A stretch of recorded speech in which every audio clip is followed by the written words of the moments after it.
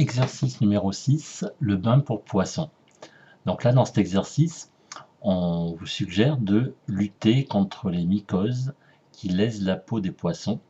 Alors pour ceci, les aquariophiles préconisent de leur donner un bain pendant 30 minutes dans une solution préparée par dissolution de 1 g de permanganate de potassium dans 100 litres d'eau.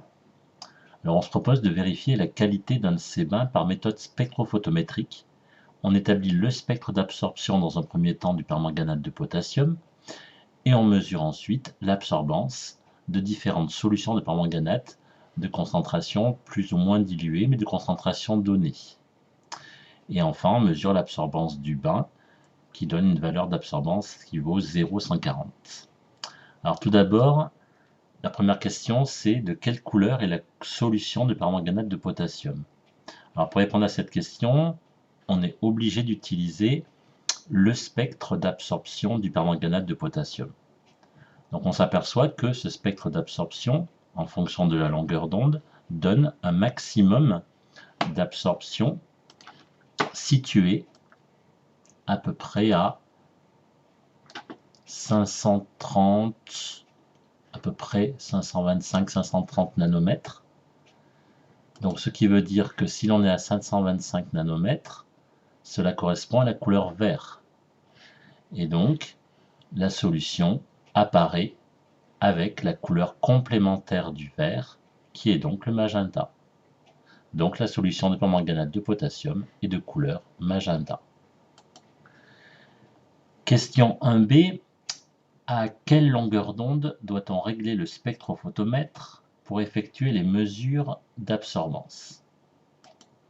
Alors pour effectuer les mesures d'absorbance, il faut se placer justement au maximum de longueur d'onde, c'est-à-dire 525 nanomètres, puisque à cette longueur d'onde-là, l'absorbance est maximale, et donc ce qui signifie que toutes les mesures d'absorbance des différentes solutions de différentes concentrations seront plus ou moins précises et beaucoup plus élevées que si on avait pris une longueur d'onde plus faible, donc une absorbance plus faible. Question 2, déterminer graphiquement la concentration du bain. Alors pour répondre à la question 2, il faut déjà dans un premier temps déterminer ce qu'on appelle la droite d'étalonnage. Pour faire cette droite d'étalonnage, on représente un graphique qui représente toujours en ordonnée l'absorbance et en abscisse la concentration. Alors attention, la concentration est en 10 puissance moins 3 mol par litre, soit des millimoles par litre. Donc on place les différents points, donc les 5 points qui ont pour abscisse et ordonnées A et C, et on obtient le graphique suivant. Donc le graphique nous permet d'obtenir une droite, suite à cette modélisation, qui passe par l'origine, donc c'est bien une fonction linéaire, donc on a bien l'absorbance proportionnelle à la concentration, donc K fois C, ce qui respecte bien la loi de Beer-Lambert pour des faibles concentrations. Donc ensuite on nous dit quoi? On nous dit que on effectue l'absorbance du bain et on trouve 0,140. Donc il suffit de se placer ici à 0,140, de se reporter sur la droite d'étalonnage et d'en déduire la concentration du bain, et on en déduit donc que la concentration du bain est égale à 63,6 10 puissance moins 6 mol par litre. Alors cette solution est exprimée en mol par litre et on nous demande à partir de cette valeur de vérifier si le bain est bien conforme aux préconisations. On vous demande de détailler la démarche suivie pour répondre à cette question. Alors pour ceci, qu'est-ce qu'on doit faire? Donc on sait qu'on a un bain de 100 litres d'eau. On vient de trouver la concentration molaire du bain. Alors ce qu'on doit donc faire, c'est, à partir de cette concentration molaire, c'est donc déterminer le nombre de moles, la quantité de matière.